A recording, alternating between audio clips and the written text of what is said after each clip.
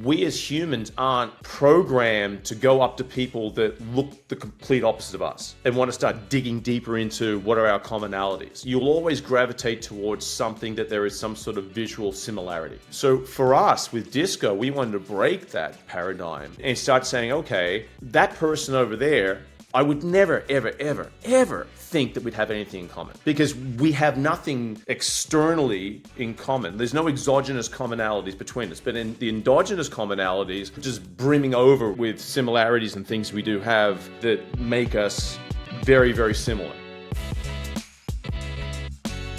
Welcome back to another episode of Personal Brand Blueprint. Today's gonna be a cool one because we are talking about connection. And in a world where COVID really put us all in our own little work from home bubble, and we moved from offices to our home office, and all connection has been through LinkedIn DMs and Zoom calls. What does connection really mean anymore?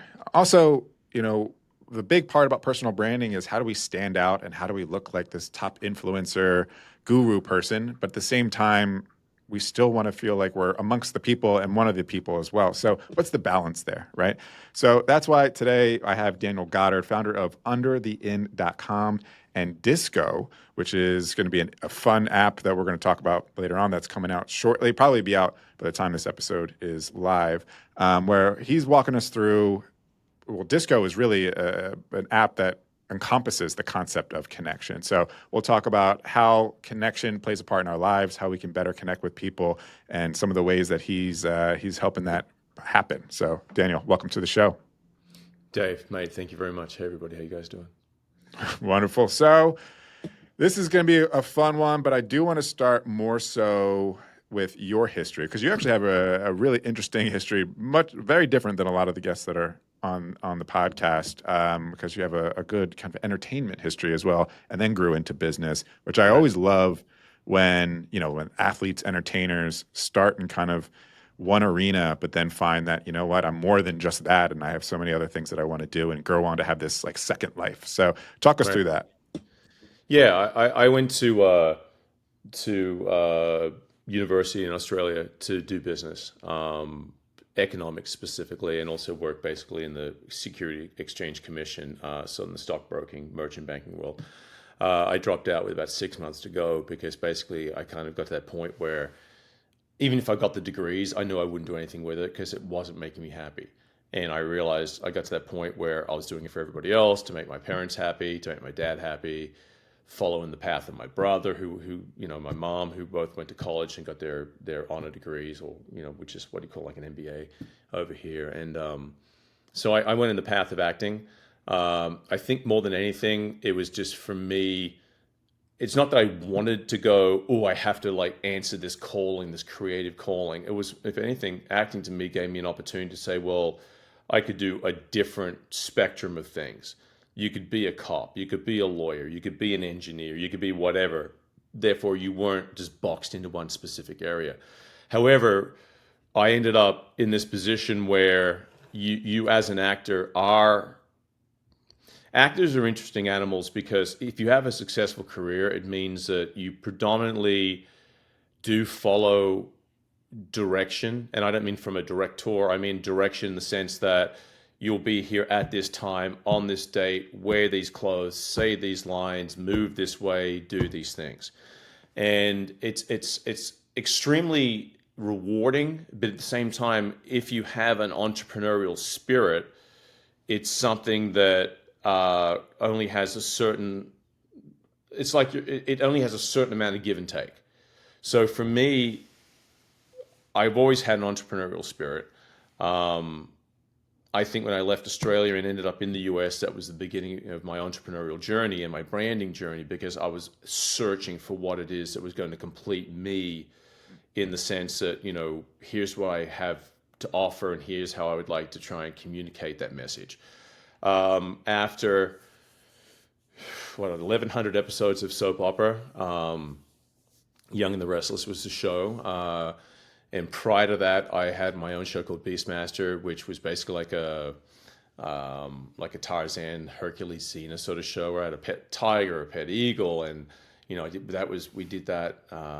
We did 66 episodes of 1 hour single camera TV, which was a huge learning curve as well. I kind of went through this whole experience of social media, understanding this was back like 99 that began. And you start to see in the beginning there was only websites with chat rooms. So we started building websites with the chat room in order to meet the fans of Beastmaster. Then you move forward into soap opera, and then you've got, I started Young and the Restless in 2006, ended in 2020. You end up with soap opera. Oh, no, sorry. You end up with like social media, Twitter, Facebook, Instagram, and you start to see how everybody structures their entire branding experience around posting content of look at me, I'm doing this, I'm doing that. But it doesn't create community. It doesn't create a sense of discovery, in the sense that people will see the content, but they don't know what they have in common with the other people seeing the content. They'll have something in common with you because you posted the content and they follow you, but how do the followers of that content interconnect with each other?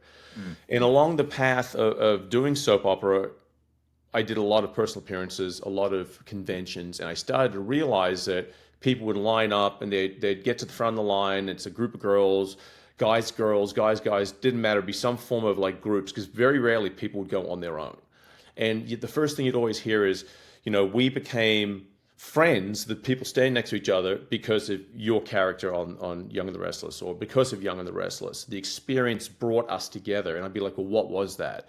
And they'd tell you about the fundamentals of what anchored that experience. That within that, they'd say, but we didn't know that this person standing next to me also loves, the Dallas Cowboys. They also love Taylor Swift. They also love this. And they start rattling off all these commonalities. So we started, my business partner and I got to this point where we started to realize that how do you create a platform that allows strangers to never be a stranger again? How do you create a platform that takes the key things that define you as a person and allows you to find other people just like you anywhere in the world? Whether you're walking down the street and you're passing each other, you don't know you have anything in common. How do we let you know that that person you're about to pass, or that person that's just entered your radius, has more things in common with you than anyone you've ever met in your life before? And this opportunity is about to pass you by. How do we create that platform? How do we allow you to take yourself and place yourself anywhere in the world and have people just like you in an area that you would never go to unless, you would get on a plane, land there, and then walk around and walk up to every single person and say, hey, I'm into these things. Are you into those things? Led to DYSKO. And so that's the path we're on, where we believe that community and the need of human interconnectivity and connectivity, how do we take that and bring that to the forefront of the technology social media experience that has not been done before? So we created DYSKO for that very reason. Yeah, it's interesting. I just think back to, I'm a big like Marvel fan, right? The MCU and all that. And that's something I could geek out on for hours. Like, you get me on that and we're off to the races. So I love to find kind of my tribe of other people that also love Marvel, because I know it's finally my time to be able to like really just let loose and nerd out about that thing. And it's almost like it's very relieving, because you look around a room, you don't know what people are into and what you can talk about. But there's kind of like that nerd in me that's always desperately waiting to just like talk about like a Marvel movie. And when I do kind of meet someone new or whatever, you never know really where the overlap is of what's a topic that we can nerd out on together, because that's usually where the conversation's the best, is like when, hey, what do you do for work? Oh, you're an accountant. And you're like, I got nothing to really talk about with accounting, whatever. But then eventually you keep talking, maybe it's like a first date, you keep talking, and then eventually you find that one thing where it's the, oh, me too, like that thing. And now, time flies because you're just able to nerd out about that one thing. So it is really interesting, especially, like I said, Marvel fan. I follow like Marvel Facebook group or whatever, so it comes up on my feed, and then there'll be like inside jokes posts that are published on that news feed, that we can all as a community kind of get behind and understand Right. because we have that connected history or whatever. I don't know anything about that person, but I know that they are a Marvel fan, so they're all right with me type of thing. So yeah, community is critical. It's I'm so interested to hear a little bit more about like what specifically then is DYSKO doing to kind of cultivate that. Absolutely. I think what's interesting too about like the Marvel universe you're referring to, generally, if you take from a scientific point of view, if you take 10 white people, 10 black people, 10 Asians, 10 Indians, 10 of any different sort of race, and you put them all in a room, the intrinsic programming that we have as humans is to want to congregate in our own like-minded groups, because that is sort of the coding of humanity, right? But when you look at the Marvel people, you'll find that you might meet someone that looks nothing like you, has never had a similar experience to you in any way whatsoever, other than the fact that you both gravitated towards a particular character, a particular movie, or some aspect of the Marvel universe. And we as humans aren't programmed to go up to people that look the complete opposite of us and want to start digging deeper into what are our commonalities. You'll always gravitate towards something that there is some sort of visual similarity. So for us with DYSKO, we wanted to break that paradigm and start saying, okay, that person over there, I would never, ever, ever, ever think that we'd have anything in common because we have nothing externally in common. There's no exogenous commonalities between us, but in the endogenous commonalities are just brimming over with similarities and things we do have that make us very, very similar. So I think with DYSKO, we wanted to really put that at the forefront of the experience where you can take yourself and put yourself in any environment, anywhere, and look. It's like looking under the hood of the car. Like, what's the engine that runs the hood, that runs the vehicle? You know, what's the gearbox in it? What's the drivetrain? Because I can see the car is this color, I can see it's this shape, but I don't know anything about it.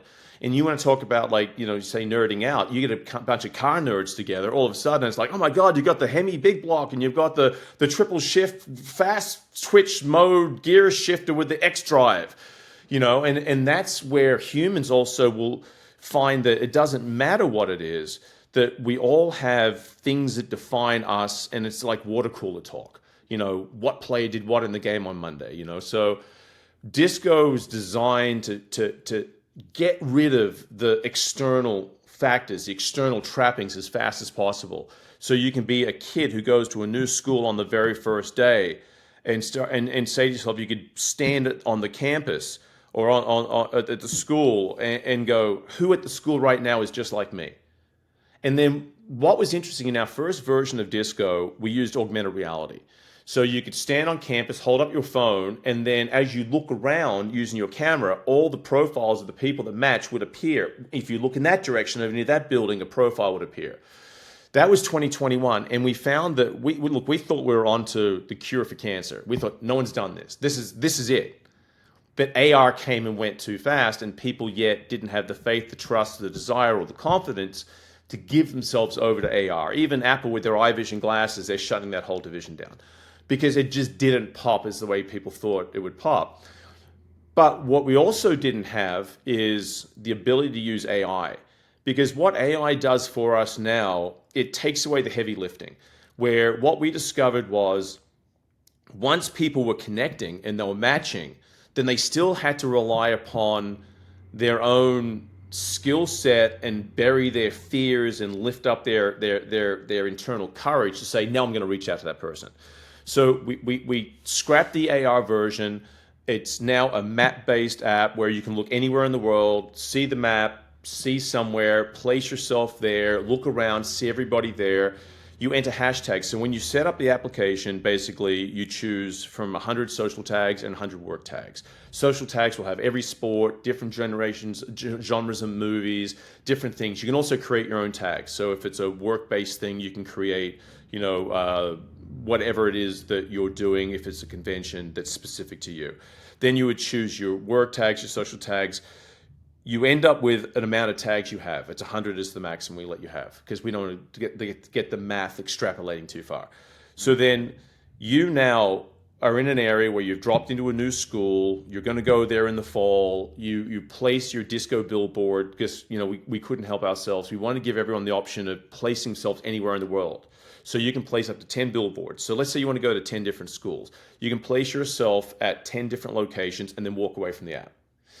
People will drop in doing the same things by GPS location. They'll say, I want to go to NYU as well. They'll place themselves there. And then instantly, the algorithm in the app starts connecting you and them with common tags. You get notified, and then AI takes over where you can say, okay, now I want to talk to that person. What are the things we have in common? Okay, we have, Thanos, Thor, all the different things, podcasting, economics, whatever the hobbies are. I want to talk about these things. And then AI now takes over and starts the conversation. And then they can use AI, we can use AI back and forth to strip away the fear factor. The goal, my business partner has a slogan he uses for it: DYSKO, never be a stranger again. So the goal is AI allowed us to bring together the strangers and allow them to do the faster connecting that otherwise was left to humans of going, okay, now what will I talk about? So everything for us is stripping away the external trappings, getting to the root of commonality. Because once we get to that and you can enhance someone's connectivity, they can get to deal flow faster. And basically, in colleges in particular, we discovered that there is 35% of all kids who go to college who suffer from social anxiety disorder. And so we brought on some psychiatrists and some therapists for DYSKO, and they've endorsed the product. And we have the director of the National Suicide Prevention Association on board as our lead mental health counselor. And how do we get people to match, connect, and make their lives more meaningful?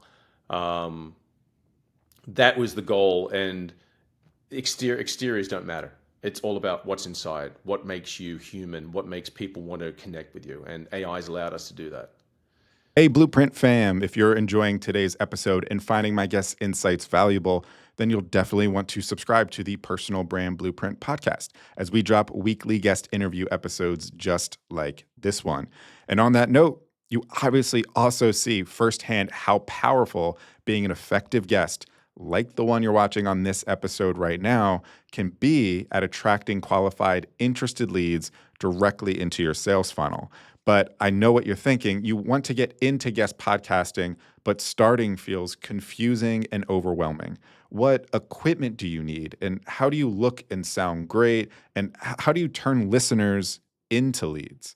I know this because so many of my guests had these exact problems in the past. And that is why I created the Podcast Guest Mastery Blueprint. It's a simple but powerful breakdown on everything you need to look, sound, and convert great as a podcast guest. Everything from how to set up your recording area to what equipment you need to look and sound great on camera, and what to say on podcasts to stand out, be memorable, and earn the audience's trust. And then that one key strategy to turn listeners into leads. I'm telling you, this isn't just another checklist. This is a step-by-step blueprint to make sure you look, sound, and present your best on podcasts so you can convert that attention into leads and ultimately new business. I honestly was thinking about selling this for like $97, but I'd rather give access to this guide to my Personal Brand Blueprint podcast audience for free. So if you are ready to become a sought-after podcast guest and use it to generate leads and build your personal brand, and grab your copy of Podcast Guest Mastery Blueprint at davepoly.com/podguestblueprint. You can find the link to that in the show notes below. Again, that's davepoly.com/podguestblueprint and start turning podcast interviews into business. Again, it's completely free for being a loyal listener, so definitely check it out. Cool? All right, let's get back to the conversation. You brought up a couple of use cases there that I want to kind of hyper focus on too, because our audience being coaches, consultants, agency owners, business folk, Right. they go to conventions. I actively try to avoid conventions because of largely what I think DYSKO is trying to solve. Everything just feels a little bit too stuffy. It just feels like everyone has a motive, and it just feels like you're either trying to be sold to or whatever. it just feels a little bit too like the tie is a little bit too tight there. So, but sometimes I'll go to conventions and I realize it's not always that case, and there are some really cool people that I can meet, but I never really know that until maybe we're like sitting on in the audience waiting for a panel discussion, and you just spark up a conversation that way, Right. and then maybe you'll find that commonality that you can be like, oh, okay, cool. I'm glad I came. I'm glad I met this person. Yada yada. So like, let's talk about like conventions specifically, and one, what's been. I mean, I know you have some like entertainment types of conventions that people come to Sure. you, but when you are actually at them as well, like, what's been your experiences with that? Where this is kind of a motivator for DYSKO that some problems and things that you see you or other people are typically have at these conventions. Yeah, we pitched DYSKO to Hewlett Packard Enterprises a couple of years ago, and when we were AR based, and the number one thing that we got back from HPE was if we send a team of 120 people to a convention, which is predominantly what they were doing. Let's say it's a HP Aspire was a big convention they had in Vegas or wherever they would host the convention. The goal basically is to create deal flow. So they'd send all these people there. The goal is to walk around the convention. They'd have a list of people that would be there, different other exhibitors from different companies, try and create meetings, have dinners, etc. So the gentleman at HP we pitched it to was like, okay, so let me understand this. So you're telling me that instead of sending 120 people, I could basically send less people, and the other people who don't physically have to go there can be wherever they are. They can drop into that convention, use the tags that we want to use in order to meet with people, have the app connect these people, and then get to deal flow faster. And I said, yes. And then the thing he brought up I thought was interesting is so it's also sustainable because we have to send the people there, which is carbon footprint. We have to pay for the hotel rooms, and basically it's a sustainable way of creating greater deal flow. And we said yes. And then we started talking about, what are the expectations of companies when they go to conventions? And he was saying that we'd go there, let's say we want to create 10 new accounts. If we come back with one, it's considered to be a success. I said, well, here's the good thing about what DYSKO does. Let's say the convention starts on a Friday, ends on a Sunday. You can place your profiles there on the Monday before if you want and leave it there 5 days before it starts. So it's almost like pre-convention, where before you get to the convention, you already know those people are going to be there. So you can go straight to their exhibitor booth and you've already got what you want to talk about, the deals you want to put together. And so you can streamline it that way, as opposed to arriving on that day, standing there looking around, matching with people, and then communicating. So we started to see the deal flow, and the way to speed up deal flow was really at the heart of what every company wants. Because they're going to conventions to create deal flow. They're going to conventions to create new connections that will all lead to deal flow, because that's why you're doing it. You're doing it to set up systems that are going to lead to greater success for your company and ultimately create money, make money, make money. So for us, we started to see a lot of value, and they saw a lot of value, which is why now we have a company on board that does 2,000 conventions a year. And they said to us, they said, the biggest piece of technology we have at the moment, it's one where you can walk up to someone, they're wearing a name tag, you can touch your phone against their name tag, and it tells you who they are. And when we pitched them and showed them what DYSKO does, we're like, well, we cut the head off that snake by basically saying you don't even have to walk up to the person and touch their name tag anymore. You're going to know they're already there, already what you have in common. You've already had the AI conversation. So when you walk up, instead of doing that, it's like, hey, Dave, hey, Daniel, and we can get to the nitty gritty, which is, okay, the things we talked about, let's get into business. But also, as you say, like you're sitting at a convention or a Comic-Con, whatever, it's not the fact that you're there at a business convention because you have tech in mind or whatever it is. You want to do business with people that have commonalities. If you love golf, you love deep sea fishing, you love poker, you love Pokemon, you love Marvel. These are the things that create relationships in business that last more than just the deal. Because yes, you want to make money, but you want to make money with people that you have a commonality and you can trust. Trust, trust, trust. You know they're not going to try and screw you over. You know that the deal is going to be smooth. You know that after the deal is over, you have this connection that the next deal that comes along is even easier, because that's what people want. So we started to see that even people at conventions on work trips want to have at the heart of it human connections that aren't just monetary gain. So that's where we're really intrigued to see how it works, because the goal is to bring work and social together, where before it would just be a work-based thing at Yeah. conventions. Yeah, I like that idea of, like I said, if I go to a convention and I just meet someone cool, sometimes Yeah, that's, I mean, obviously not monetarily as valuable, but I can at least take something away from that, right. investment, and See, the maybe down thing the that we line. do, sorry to cut you off, the thing that we realize too, let's say you go to a convention and or a Comic Con, whatever, and you make all these connections while you're there and you connect with these people. Then you leave, and like a month later, you're going, who was that person I met at that convention? What was their name again? Well, DYSKO allows you to go into your connections and enter hashtags. So you could enter hashtag Marvel, hashtag Thor, hashtag Thanos. And everyone that you're connected to that has those tags in common filters into a list. So you could go, what was the convention I was at? Well, it was Comic Con 2025. So you put in hashtag Comic Con 2025. Everyone you met and connected to comes up in a specific list. Okay, what did we talk about? We talked about Thanos.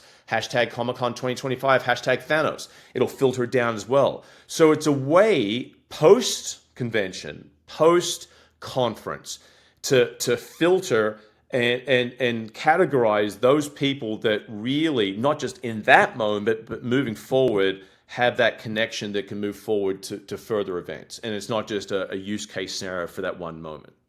Yeah. And I mean, a lot of the client acquisition strategy is outbound. And Mm, that's usually, from doing that from your desk on LinkedIn, yeah, reaching out to people that you think will be your ideal client, and then your friend requesting them, and you try to have like an opener. You try to be personable, and you don't want them to obviously feel as though they're about to be pitched to. And then when they do accept, you want this dialogue where they feel comfortable with you and you're not pitching them anything, whatever. It's just trying to get to know them.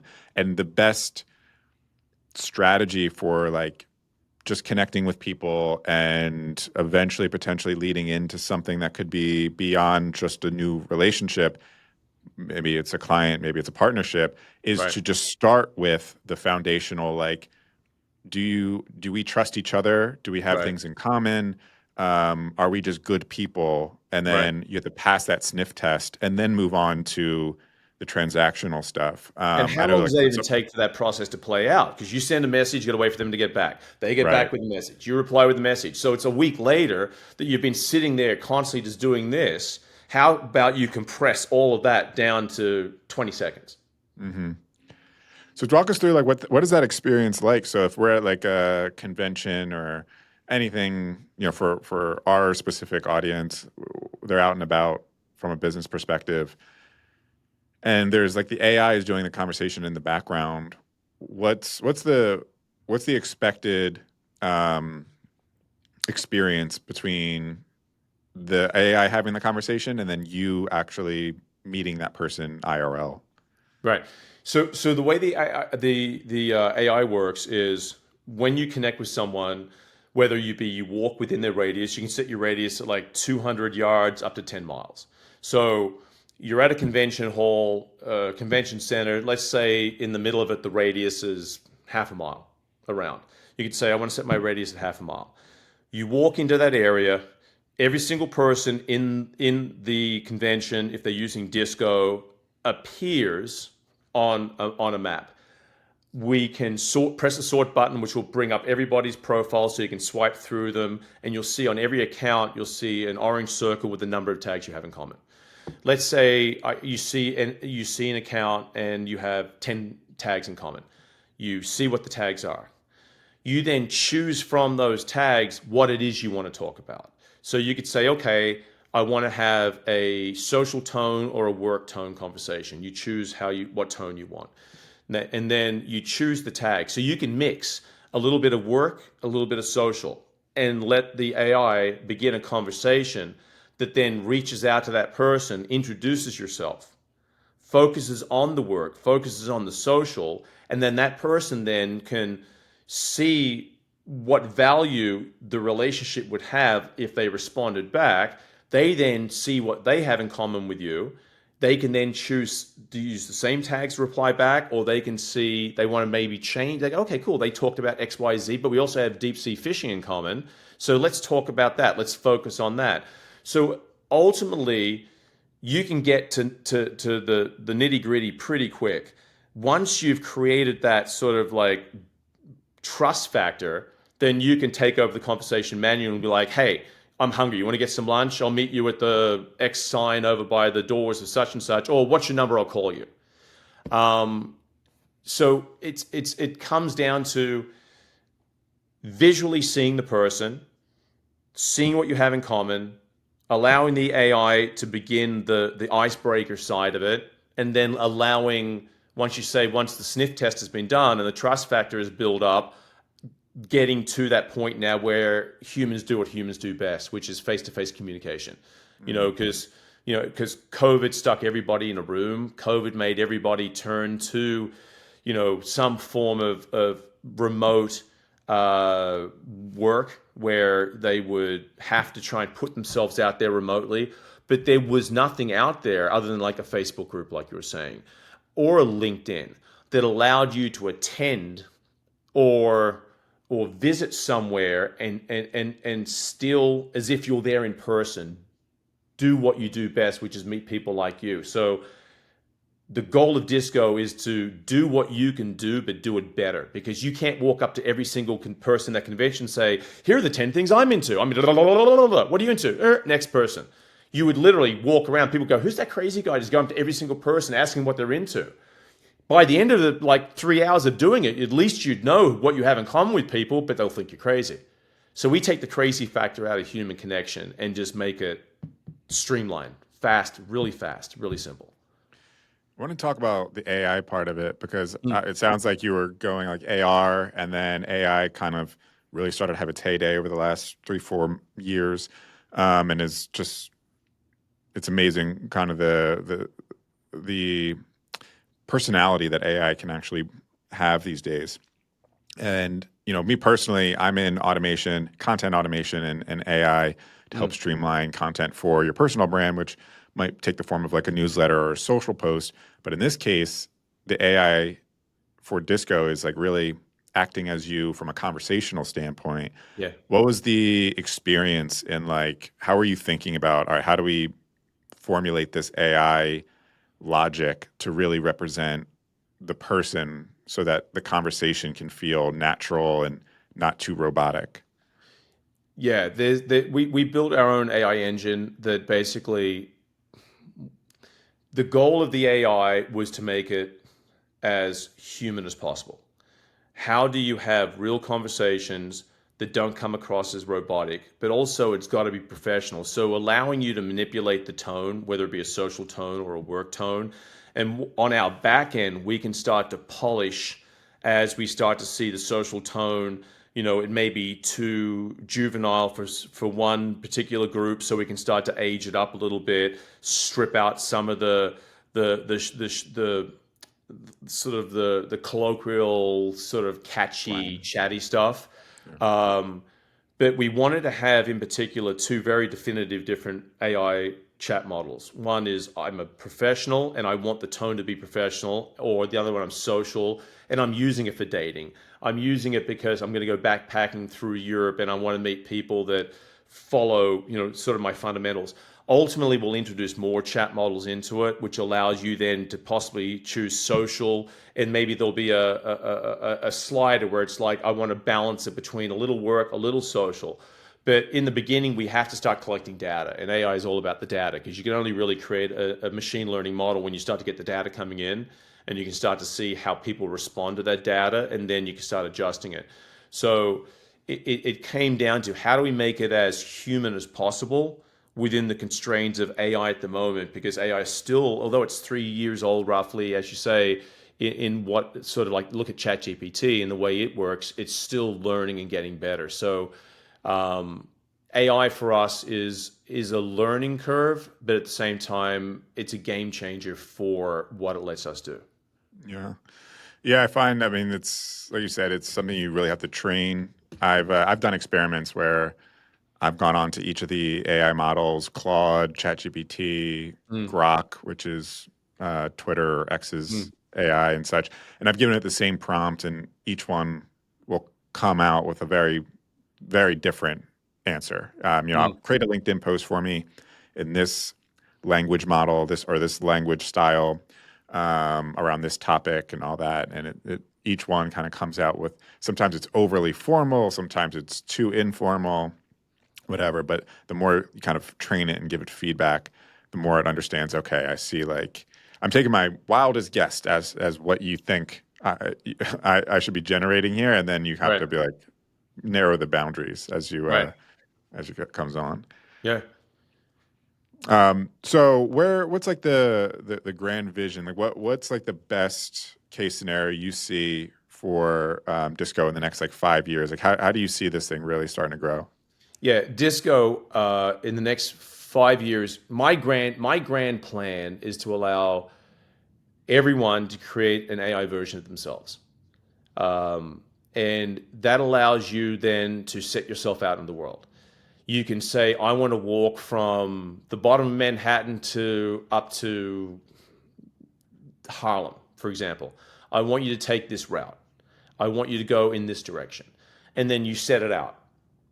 It then will go off on this journey.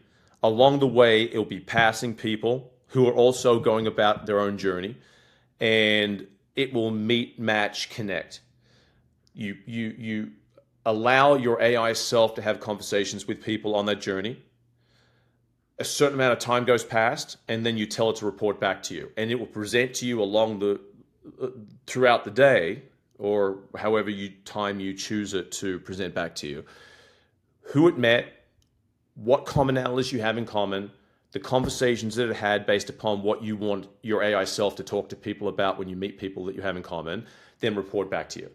And the goal of this is to allow you to live your life, to do the things you want to do. Whether you're a kid and you want to go to the skate park, but you're going to a new school in the fall, a new middle school, a new high school.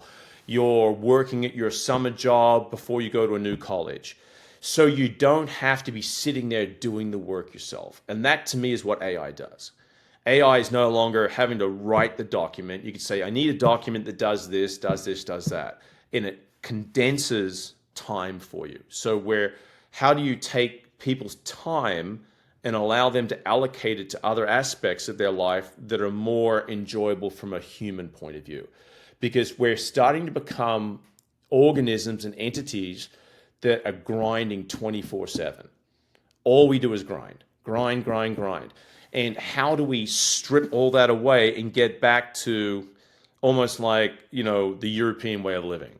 A glass of wine at 2 in the afternoon and a walk through the countryside, Two right? hours of work, a nap, glass of wine, and You know what I mean? another. Like, Yeah. how do I, as a businessman, go, okay, my kids have been saying, Dad, you work too much. I want to go on a vacation. Can we go to such and such? And you finally say yes, but not feel guilty. So I go to Hawaii with the kids while I'm playing on the beach with the kids. I've got my DYSKO AI me walking around at a convention.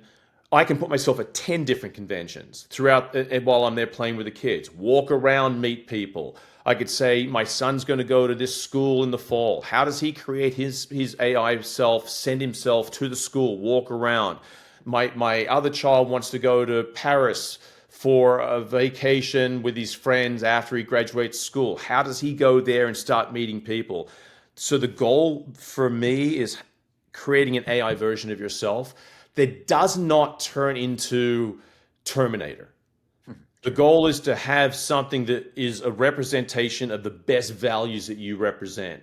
And it's not to replace you, it's to become almost like your shadow self that's not shadowy, if you know what I mean.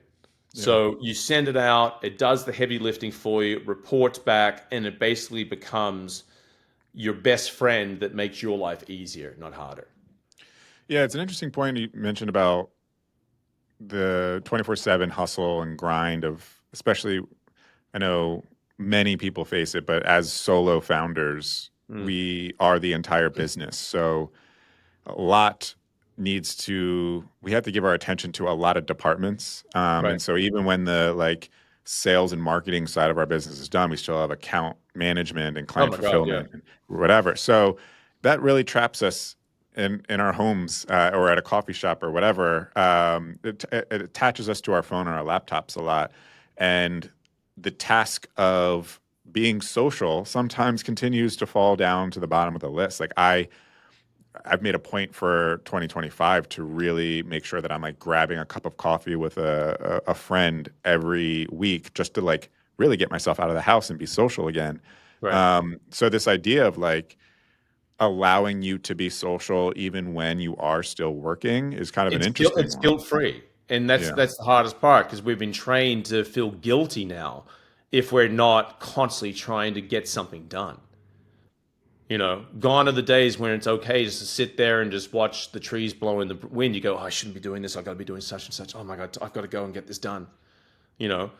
So how do you give that back? How do you allow someone to feel like even once again, like you send out you put your profile somewhere at a beach because you might be going to the beach, in some different faraway land or wherever. You're like, who's in this resort town that's going to be here on this day? Because I'll be there next week, and you feel like, okay, I'm working now, but I'm also working on my social life.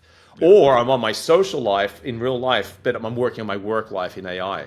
So it allows you to find that social work balance from whatever side of the coin you want to look at that.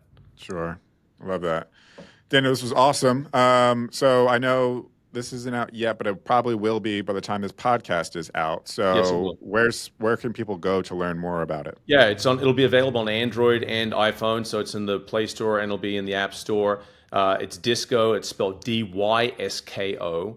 And principally we did that because disco, the conventional spelling, has more of a dance sort of vibe to it, where you go to dance. We kind of like the idea in a way of doing that because, like, where you are is the dance floor. It's like people can interact and have a good time, but we didn't want it to come across with that perception. So we kind of went with a different spelling for it.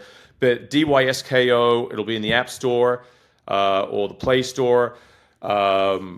Go download it. It's got a very fast onboarding experience because to us it's very important. Like we've built a couple of iterations of it in the past, and what you learn more than anything is downloading something, getting onto the app, getting it working as fast as possible is the key. No one wants just pages and clicking and clicking and clicking and entering numbers and stuff. So it's pretty quick. So get on it, have a look. We also added a feature which is global matches. So Dick, as I said, you could be somebody in Finland that is just like you. So you press the search, it'll show global, everyone you have in common around the world, based upon the tags you've chosen, and then say, I want to talk to that person, choose the tags, and the next iteration will have language models in it.